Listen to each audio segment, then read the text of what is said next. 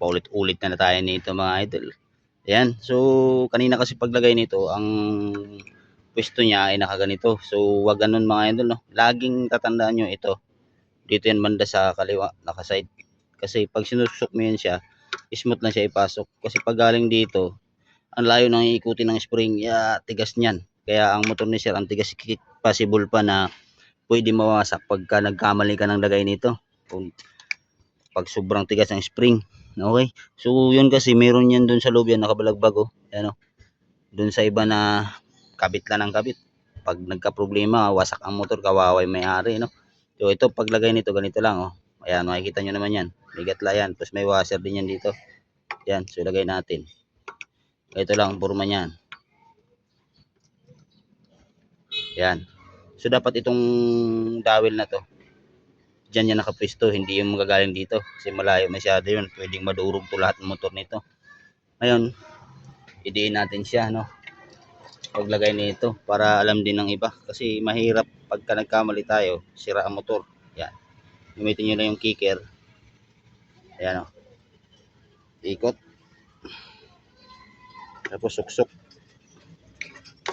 Ayan, ganyan lang paglagay niyan. Huwag yung manggagaling dito yung dowel, so malayo masyado yun. Ito nga kahit kamayin mo to malambot lang to basta manggagaling lang dito. Ayan ba, shoot na siya. Kasi pag manggagaling dun sa malayo masyado, patay ka, durog yan, possible durog. Kung malakas-lakas ka mag-kick, pagka lumis ng konti, pag naputo lang spring, wasak lahat yan. So ganyan lang ang paglagay ng kicker mga idol, huwag yung kakalimutan. Paulit-ulit na tayo nito kasi kawawa kasi yung motor pag halimbawa nawasak yan, gastos yan, mahal itong crankshield, no. Yan, so ganyan lang paglagay niyan ng kicker. Tapos laging may washer dito yan. Okay, so yun lang mga idol, no. Kunting idea lang tayo para hindi kayo makasira ng makina. Doon naman sa mga pag tinanong marunong, wag naman kayo magmamarunong kung hindi nyo alam. Pwede kayong kumuha ng idea sa iba para kahit pa paano hindi kayo makasira. Okay, so yan, hindi rin tayo nagmamagaling. Hindi ko rin sinabi sa inyo na sa akin kayo magpapagawa, no. Maraming gumagawa ng rouser. Mas the best talaga kung sa rouser kayo, kung sa mga gumagawa kayo ng rouser magpagawa. Kasi ibig sabihin nun, kabisado nila yung mga parts. Okay, wag dun sa rouser 135 mo, ang mga ginagawa ay puro scooter.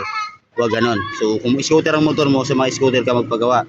Kung rouser ang motor mo, doon ka sa mga rouser magpapagawa, mga raider, doon kayo magpagawa sa mga gumagawa ng raider. Sa mga gumagawa ng barako, gumagawa basta. Maganda kasi may specialties na tinatawag para kahit papano pag nagka-problema, makukuha nila agad ulit kung bakit nagka-problema.